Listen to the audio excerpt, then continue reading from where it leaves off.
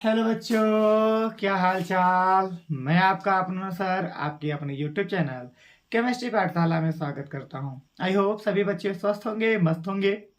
तो मैं आप लोग के लिए लाया हूं एक बेहतरीन टॉपिक जिसका नाम है प्रथम कोटि की अभिक्रिया, जो कि हमारा 12 का एक बहुत इंपॉर्टेंट टॉपिक है जिसका हम लोग अध्ययन करेंगे आज। और यह परीक्षाओं में पूछता है। इसका नाम क्या है? प्रथम कोटि की अभिक्रिया। इसको अंग्रेजी में हम लोग क्या बोलते हैं? फर्स्ट ऑर्डर रिएक्शन बोलते हैं। तो फर्स्ट ऑर्डर रिएक्शन किसे कहते हैं, आइए हम लोग सीखते हैं। तो यहाँ पे जो रासायनिक अभिक्रिया का जो वेग होता है, किसी रासायनिक अभिक्रिया का जो वेग होता है, यदि वह अभिकारक की सांद्रता के प्रथम घात पर निर्भर करता है तो उसे हम लोग क्या कहते हैं? प्रथम कोटि की अभिक्रिया। यदि किसी अभिक्रिया की कोटि का मान क्या होगा? 1 होगा, तो भी उसे हम लोग क्या बोलेंगे? प्रथम कोटि की अभिक्रिया कहेंगे। आई बात समझ में? तो आइए लिखते हैं हम लोग प्रथम कोटि की अभिक्रिया। तो वह अभिक्रिया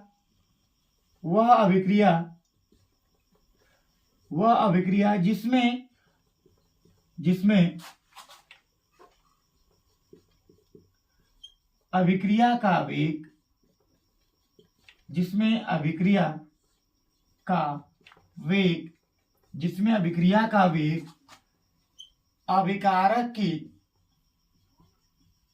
अभिकारक की सांद्रता के प्रथम घात पर क्या करता है? प्रथम घात पर क्या करता है बाबू? निर्भर करता है। प्रथम घात पर निर्भर करता है, उसे प्रथम कोटि की अभिक्रिया कहते हैं। क्या कहते हैं? उसे प्रथम कोटि की अभिक्रिया कहते हैं।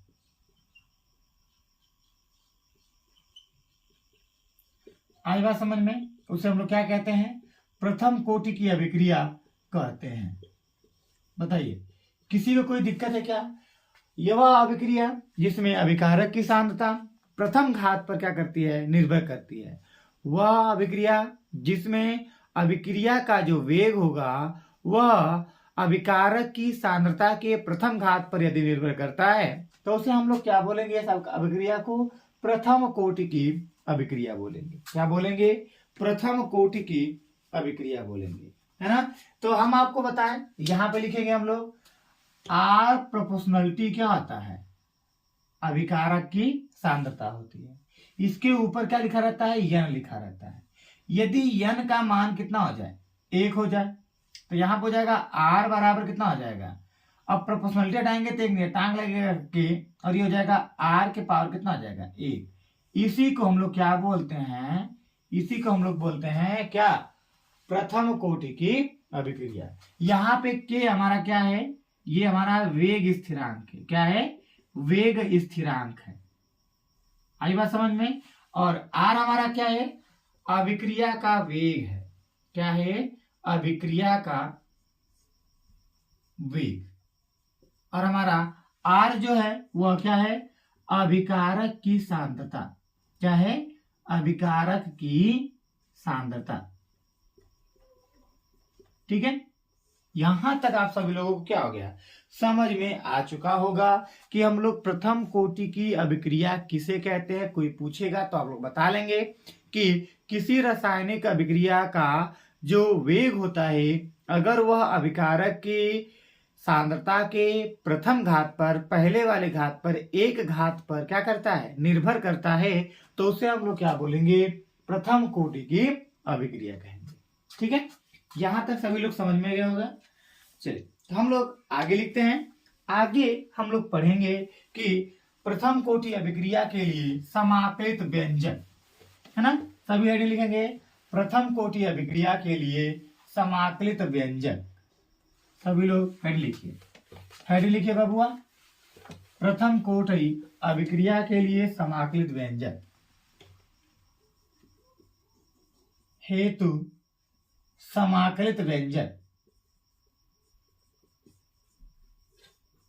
ये आपसे जो है ना, ये वाला टॉपिक जो है ना बाबू, ये आपसे पेपर में हमेशा हर साल लगभग किसी न किसी टॉपिक में किसी न किसी जगह पूछता जरूर है। 100% है कि आपको पूछेगा ही पूछेगा।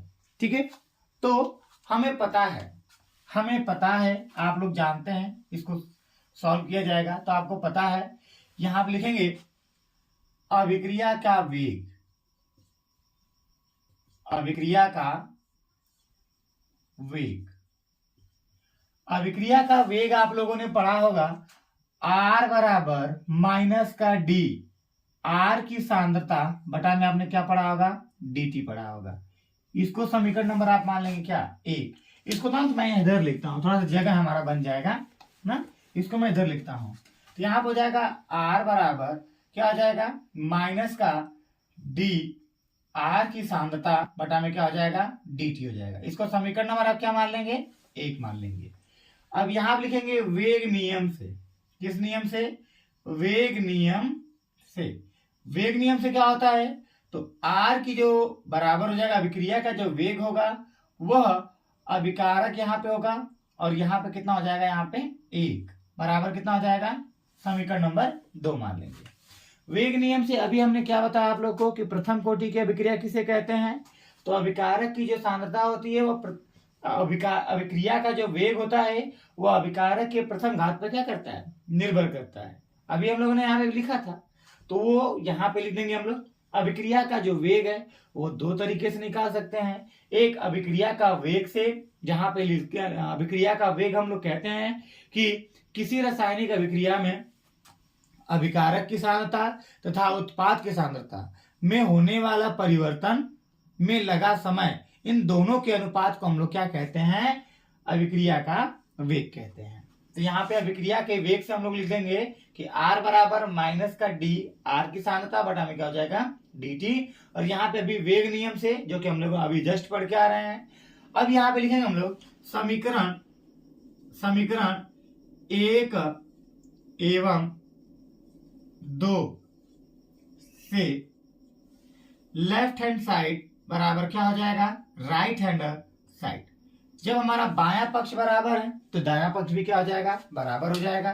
तो यहाँ पे हम लोग लिखेंगे क्या, लिख देंगे यहाँ पे माइनस का डी, R की सांद्रता बटा में क्या हो जाएगा, dt हो जाएगा, और बराबर इधर हो जाएगा कितना, यहाँ हो जाएगा k, R के पावर क्या आ जाएगा, 1।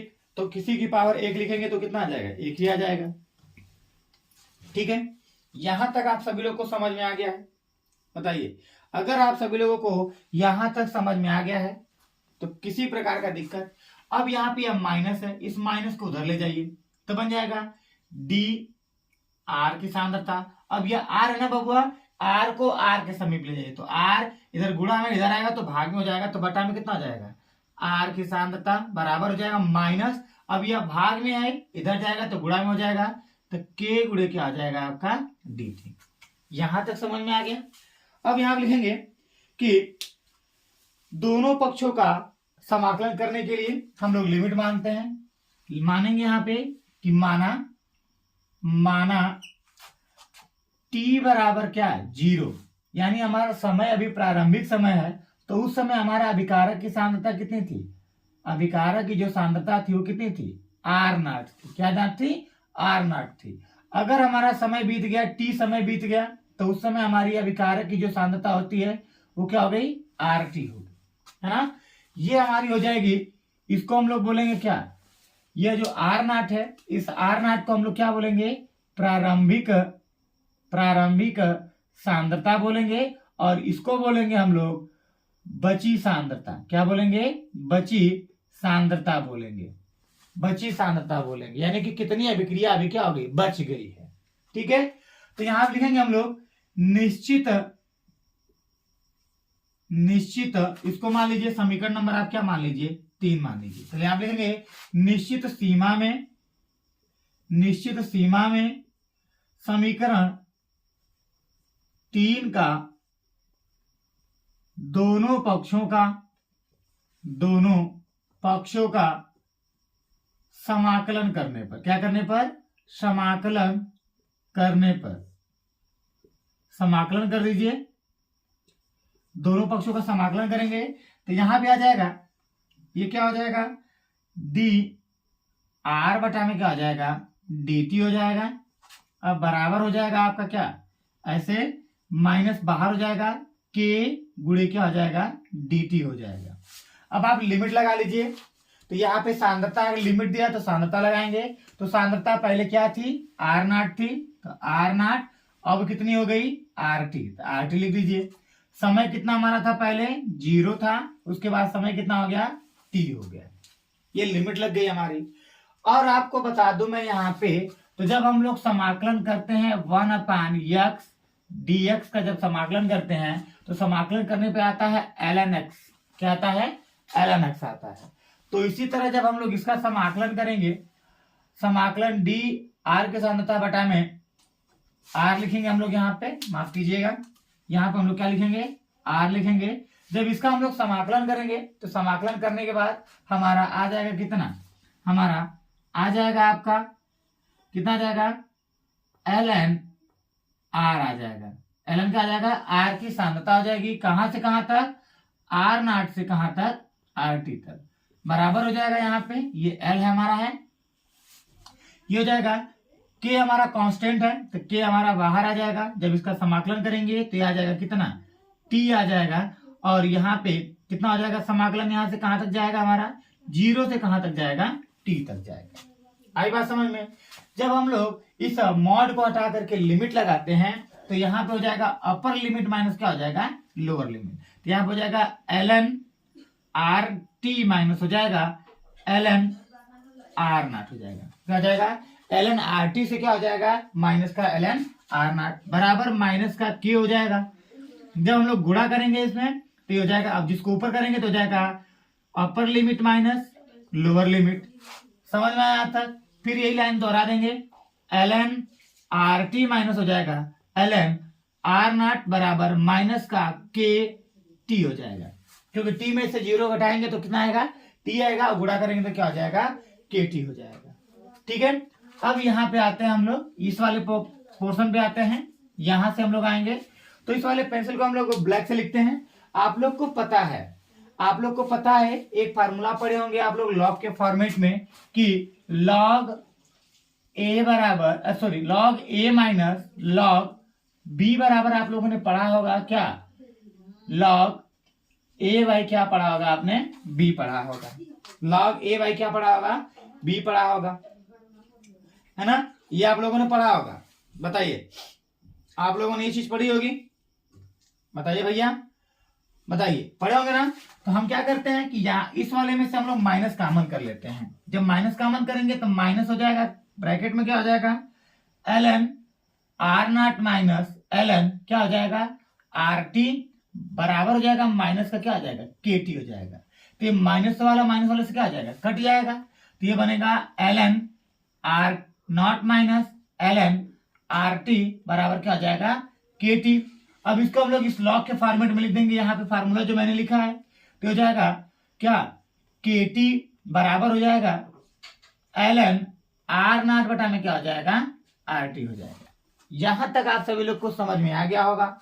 अब यहाँ पे या तो k को रोकिए या तो t को रोकिए। तो मैं यहाँ पे k को रोकता हूं, इधर हो जाएगा 1 बटा में क्या हो जाएगा, t गुणे हो जाएगा ln आर नॉट अपन क्या हो जाएगा, आर टी हो जाएगा। अब आपको बता दूं यहाँ पे इंपॉर्टेंट नोट में लिख के दिखा दूं यहाँ पे नीचे।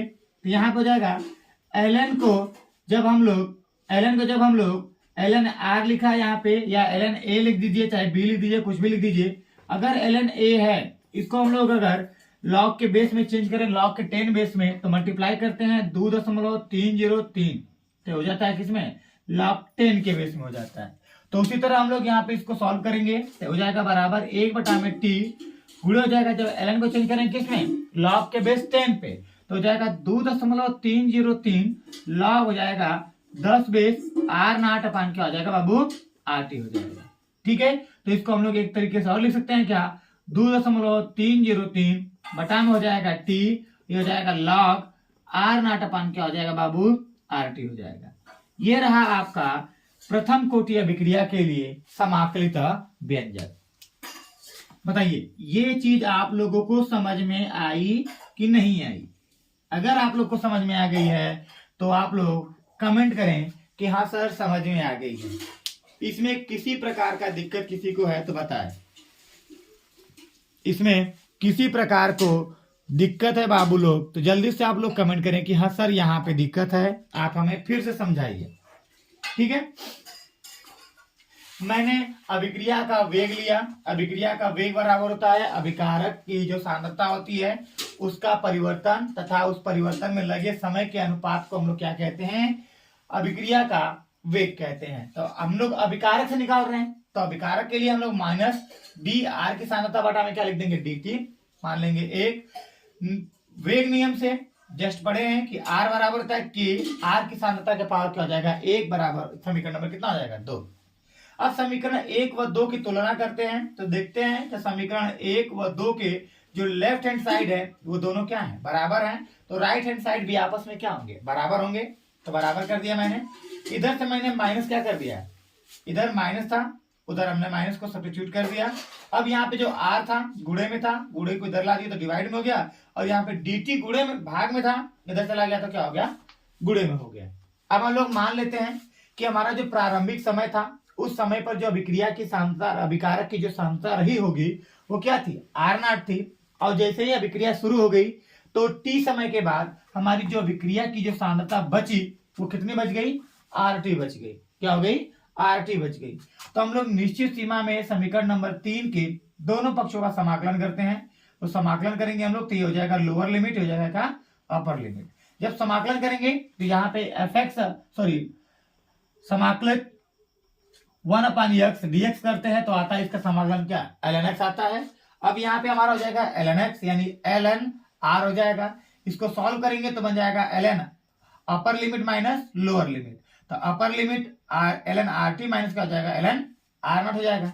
सेम उसी तरह सॉल्व करेंगे इसको, तो जब इसका समाकलन करेंगे यहाँ पे आप लोग बस समाकलन करेंगे ऐसे, ये dt करेंगे dx करेंगे तो इसका समाकलन आता है क्या, ये x आता है। क्या आता है, ये x आता है। तो यहाँ पे हम लोग उसी तरह समाकलन करेंगे तो ये t आ गया, अपर लिमिट माइनस लोअर लिमिट गुणा करेंगे तो kt आ जाएगा, और इसको हम लोग log a minus log b के फॉर्मूले में चेंज करेंगे तो हो जाएगा ln क्या हो जाएगा, kt बराबर ln r नॉट अपन क्या हो जाएगा, rt हो जाएगा।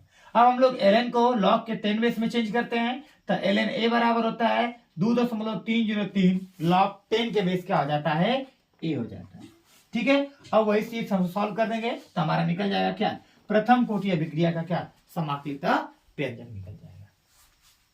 समझ में, चलिए अब हम लोग लिखते हैं प्रथम कोटि अभिक्रिया का अर्ध आयु काल। क्या लिखेंगे हम लोग, प्रथम कोटि अभिक्रिया का अर्ध आयु काल लिखेंगे। क्या लिखेंगे, प्रथम कोटि अभिक्रिया का अर्ध आयु काल। चलिए चलिए लिखिएगा, प्रथम कोटि अभिक्रिया का अर्ध आयु काल लिखिए। तो यहां पे लिखेंगे प्रथम कोटि अभिक्रिया का अर्ध आयु काल, प्रथम कोटि अभिक्रिया का अर्ध आयु काल। चलिए हेडिंग मैंने लिखा प्रथम कोटि अभिक्रिया का, प्रथम कोटि अभिक्रिया का, अभिक्रिया का अर्ध आयु काल, अर्ध आयु काल। ठीक है, अर्ध आयु काल, अर्ध आयु काल का मतलब हो जाएगा क्या, आधी पूरी हो जाएगी ना, आधा समय लग गया, आधा समय बीता, कुछ समय आधा समय बीत गया तो उसकी अभिक्रिया की सांद्रता क्या हो जाएगी। तो आप लिखेंगे माना, यहां पे लिख लेंगे बाबू, क्या लिखेंगे यहाँ पे, मान लेते हैं, क्या कर लेते हैं, मान लेते हैं, है ना, क्या कर लेते हैं हम लोग, मान लेते हैं, है ना। हम लोग क्या करते हैं बाबू, यहाँ पे मान लेते हैं, मान लेते हैं। माना यहाँ पे हमने अभी फार्मूला क्या निकाला था, हमने निकाला था अभी हमने फार्मूला क्या लिखा था, हम लिखेंगे माना, माना यहाँ पे जो t था वो क्या था, 0। तो हमारी अभिकारक की जो सांद्रता थी बाबू वो क्या थी, r नॉट थी। अब समय हमारा बीत के क्या हो गया, t1 क्या हो गया, हाफ हो गया, यानी कि समय आधा बीत गया। जब आधा बीत गया तो अभिकारक की सांद्रता भी क्या हो जाएगी, आधी बीत जाएगी। तो हो जाएगा r नॉट क्या हो जाएगा, 2। क्या हो जाएगा, r नॉट 2 हो जाएगा। आधा समय आधा बीत गया, आधा समय क्या हो गया, बीत गया, तो उसकी अभिक्रिया भी क्या हो जाएगी, आधी हो जाएगी। क्या हो जाएगी, आधी हो जाएगी। तो यहाँ पे अभिकारक की सांद्रता क्या हो गई, आधी हो गई। आई बात समझ में, ये हमारा क्या है, आर टी बराबर हो जाएगा। ठीक है, अब यहाँ पे हम लोग फार्मूला मैंने आपको लिखा था, मैंने फार्मूले में क्या लिखा था कि k बराबर, यहां पे मैंने लिखा था फार्मूले में कि t बराबर 2.303 बटा में k लॉग हो जाएगा r नॉट अपान क्या हो जाएगा RT। यहाँ पे t 1 बटा में हो जाएगा 2 बराबर 2.303 बटा में हो जाएगा k, और यहाँ पे लॉग, यहाँ पे प्रारंभिक सांद्रता इसकी r नॉट थी, अंतिम सांद्रता कितना हो जाएगी r नॉट अपान क्या हो जाएगा RT हो जाएगी। क्या हो जाती है RT। अब यहाँ से ये 2 ऊपर चला जाएगा और r नॉट से r नॉट क्या हो जाएगा कट जाएगा, तो t हाफ बराबर हो जाएगा 2.303 बटा में k और हो जाएगा गुणे लॉग कितना हो जाएगा 2। अब यहाँ पे t 1 बटा में 2 बराबर हो जाएगा 2.303 बटा में हो जाएगा आपका क्या k, और आपको बता दूं तो लॉग जो 2 का मान होता है वो होता है 0.3010, ये होता है लॉग 2 का मान। अब गुणे लिखेंगे यहाँ पे 0.3010। जब हम लोग इसका इसमें मल्टीप्लाई करेंगे तो t1 अपन हाफ बराबर हो जाएगा 0.693 बटा में क्या हो जाएगा k हो जाएगा। ये 0 आएगा तो 0 को हटा देते हैं हम लोग, ठीक है। तो ये हो गया कितना 0.693। ये हमारा निकल के आया किसी भी अभिक्रिया का, जो हमारा प्रथम कोटि का अभिक्रिया है, उस प्रथम कोटि का क्या अर्ध आयु काल क्या होता है अर्ध आयु काल। यानी यहाँ पे लिखेंगे t हाफ बराबर हो जाएगा अभिक्रिया का अर्ध आयु काल, अभिक्रिया का अर्ध आयु काल। ठीक है भैया, यहां तक आप लोग को समझ में आ गया। और हमारा k क्या है बताइए, k हमारा क्या है, k है वेग स्थिरांक है। क्या है वेग स्थिरांक है। आई होप आप सभी लोग को यहां तक समझ में आ गया होगा। तो हमारे इस चैनल को लाइक और सब्सक्राइब जरूर करेंगे। तो आज के लिए बस इतना ही, धन्यवाद।